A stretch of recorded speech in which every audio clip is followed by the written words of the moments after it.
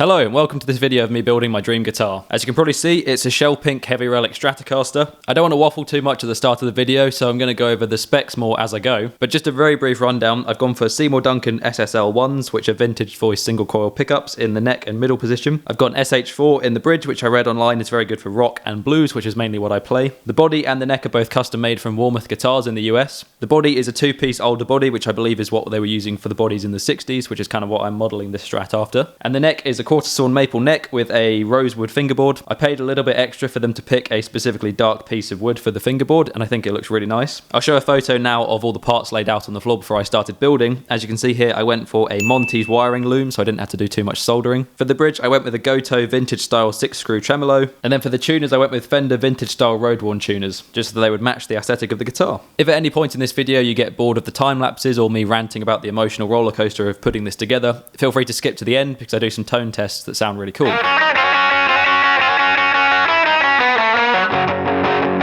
That's enough talking, let's get on with the video. The first thing I did is tape off the bits of the body and the neck that I didn't want to get paint on. I'm using nitrocellulose both for the colour of the body and also the lacquer going on the neck. Like I said earlier, the body and the neck are both from Vaughan guitars in the US. In general, I tried to spec it to be fairly vintage, but I also went with a couple of more modern features to make it a bit easy to play and maintain. Most notably is probably the truss rod adjusting at the heel instead of the headstock, just like a vintage Fender. I much prefer this look, I think it makes the headstock look a lot cleaner. I went for a 9.5-inch radius fretboard instead of a 7.25, and that's just because I'm used to 9.5, that's what's on my American Strat, so I thought stick with what I know. And I also went with 6150 stainless steel frets, and I went with stainless steel just because it wears down slower, so it means I won't have to get a refret for a long time. Here you can see me putting on the water slide decal of the Fender logo. I've used these decals a few times now and I think they're really cool. This is the first time I've put it on a guitar and not marked it up at all. I built a Telly around this time last year and I messed it up a little bit, so there's a bit of the decal came off. Luckily it was a Relic guitar, so it doesn't really matter.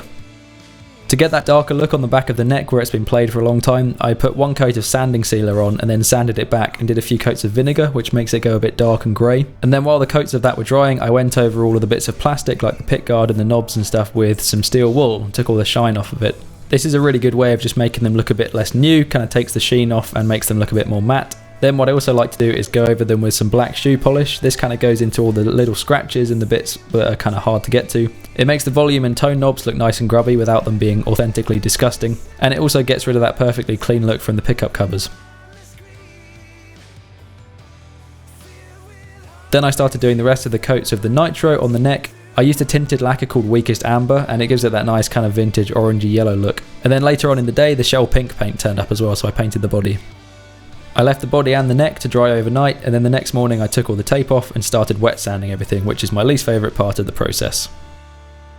This is what the neck looks like before sanding. I did the tinted lacquer slightly overlapping onto the bits where I did the vinegar, and then I sanded it back to get a nicer transition between the yellow and the grey of the neck. It didn't work quite so well on this neck, it looks a little bit sanded, but I think after a few months of playing it'll probably wear away and look fine. Here I'm doing a few coats of Danish oil to seal the neck, so that on the bits where I've sanded it back to the bare wood, it won't be absorbing any oils and stuff from my skin. I saw this trick online and I thought I'd give it a shot. It's basically just rolling the edges of the fingerboard a bit more by flattening them with something. I used the edge of the scalpel and it worked quite well. Then more sanding, so much fun. I went up progressively through different levels of sandpaper from about 800 to 3000 to try and get the nice polished look of the nitro. And then this was the most nerve-wracking part of the build for me, I think mostly because I hadn't done it before, and also because I just spent 2 days making the paint look nice and perfect and doing all the sanding, and now I'm basically going to ruin it. What I'm doing here is using masking tape to trace on all the details of the relicing from a few reference images of different guitars that I liked the look of. Then once it was traced on, I used the scalpel to cut out those sections and then scraped away the bits of the exposed nitro. Same deal for the back. Again, I'm copying a few reference images that you can see me looking at on my laptop. Once I'd finished scratching all the paint off, I then went over it with some sandpaper. The idea with this was to try and blend it in a bit more to the paint so that it looked a bit more worn out instead of just scratched off with a scalpel like it was. I managed to capture this great clip of me fully grabbing the end of the scalpel. I put the bridge in place and then did a few scratches around the screws where the screwdriver might slip when you're changing the intonation. This happens quite a lot on Strats. Then I used a very high-tech brick wall to do a little bit more relicing.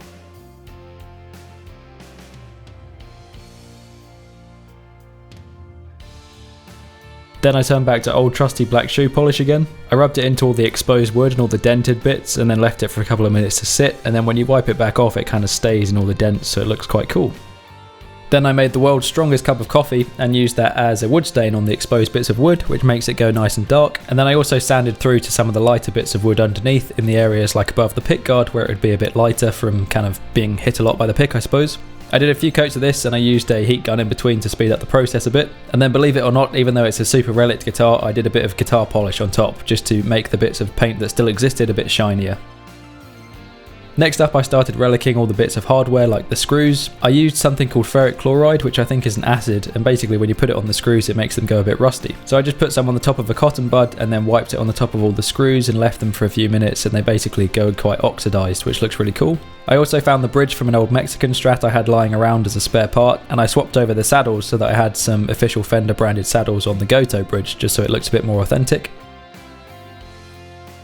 Then I installed the bridge just with a couple of screws for now just to keep it lined up, and then I also drilled the holes for the pick guard. And then it was time to start installing the electronics. Like I said earlier, I have this really nice wiring loom that I got from Monty's Guitars in London. It comes in super cool packaging and all the parts are really high quality, so this was really awesome. I basically just took the loom off the thing that it came on and then installed it into the pick guard. Then I started installing the pickups. I'd never installed a humbucker before, so this was a bit of a new experience for me. The springs were really tricky to get to stay on the screws, and they went flying across the room about 4 times before I actually managed to get the humbucker to sit in the pick guard. Then I was on familiar ground with the single coils. These are a bit easier because they just have that surgical tubing stuff. And then it was just onto the soldering. I was a little bit out of my depth with this. I'd done a Telecaster build last year, but obviously the switch for a Tele is a little bit less complicated than a Strat one. And then not to mention I ended up breaking this switch, so the reason I bought the pre-made loom was so I didn't have to do all the soldering. But because I broke it, I had to desolder all of these parts and then look at a wiring diagram and basically redo it. Luckily I managed to get it to work, but it took me about 3 attempts.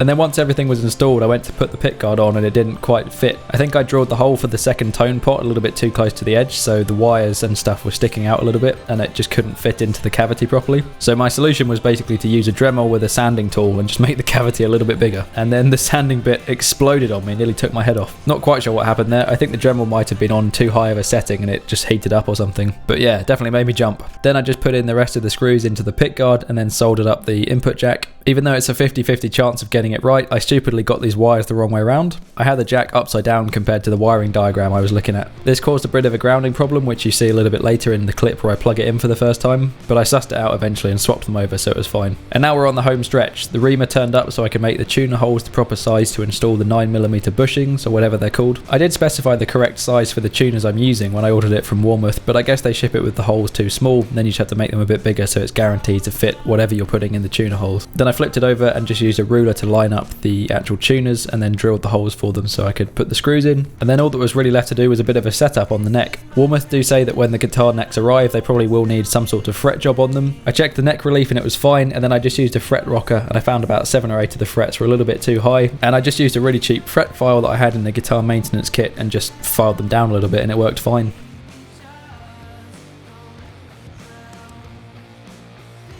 Then a quick polish with some steel wool just to get rid of all the sanding marks and scratches from the fret file. And now we really are onto the last steps. So I put the neck into the neck pocket, and I have to say the fit is amazing. I guess because I bought a Warmouth neck and body, they're like perfectly made for each other. But it's the snuggest neck fit I've ever felt on a Strat. Put a little bit of candle wax on the screws so they go into the body nice and smoothly. And then before I put the screws all the way in, I put the high and low E strings on the neck. And then I could make sure that the bridge was perfectly lined up so that the strings weren't hanging off the edge of the fretboard on one side, which I've had problems with in the past. Then once it's lined up, you can screw them in properly and then it kind of holds in that position. I did the old graphite in the nut slots trick to make them nice and slippery so the strings wouldn't get caught. And then finally I installed a string tree. I put a little bit of the acid on this as well just to make it oxidize slightly, especially as it's next to the road worn tuners, it needs to look a similar age. And then the absolute last thing I did is install the Strat buttons. I got some Charla ones, I use these on all of my guitars, I think they're really cool. So I just drilled the holes for them and then installed the Strat buttons.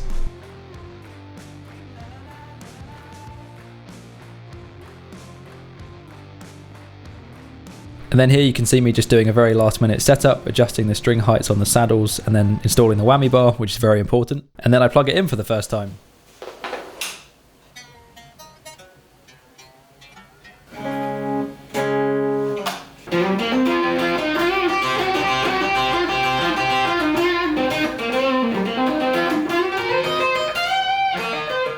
And there we go. That concludes the journey of this Strat. I've finished building it, I've put the last screw in, and it works amazingly. In general, this has taken me probably about 7 days on and off of building stuff. A lot of that was just waiting for things to turn up, like I had to wait until this morning for the reamer for the tuner holes to turn up. So in terms of actual man hours, it was probably like 12 to 15 hours, I'd say, of putting stuff together and all the painting and everything. After I finished doing the initial setup on the table over there, I did a little bit more tweaking of the intonation and stuff to get it perfect. And I've been playing it for a couple of hours between finishing putting it together and actually filming this video, and it sounds amazing. So I've got my pedal board down here, the GoPro is filming it, I'm pointing my toes at it now, hopefully. What you're going to hear is some of my pedals going into the HX Stomp from line 6. I've got a preset that I made in here called Gravity that's kind of like a John Mayer-esque Fender style tone, and then it's got a Celestion IR, I can't remember which speaker it is, but it just sounds like a Fender style amp basically. Of course, for any Strat tone test we have to do this.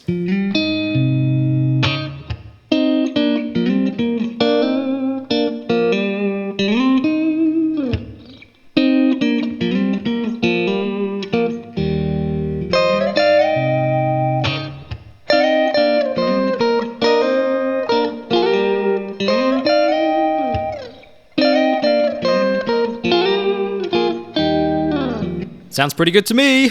Then if I kick on a tube screamer, I can do some Stevie Ray Vaughan kind of stuff.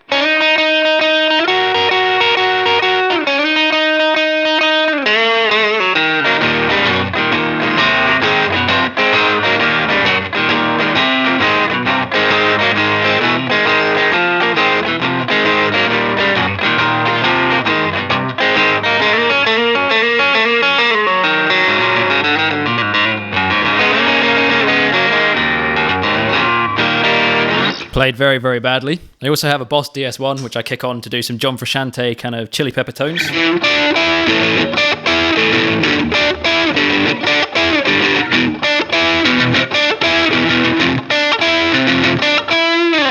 Then I also have a Wampler on here, which is obviously a kind of clon style pedal. And I use this a lot for kind of Hendrixy John Mayer stuff.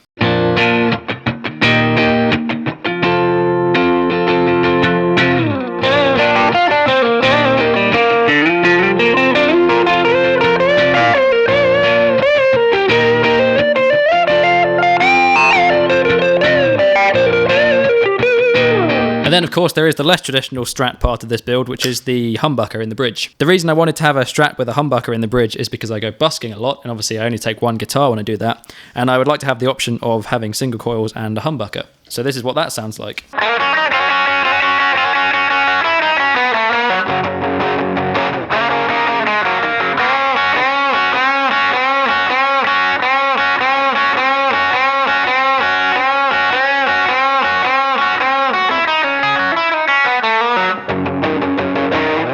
There we go, that's some Chuck Berry. I'm going to wrap that up there. Hope you guys thought this was really cool. I've obviously really enjoyed this process, and I now have a very cool guitar at the end of it. Thank you very much for watching. Check out some of the covers and stuff on my channel as well if you're interested in hearing some of my music. Peace!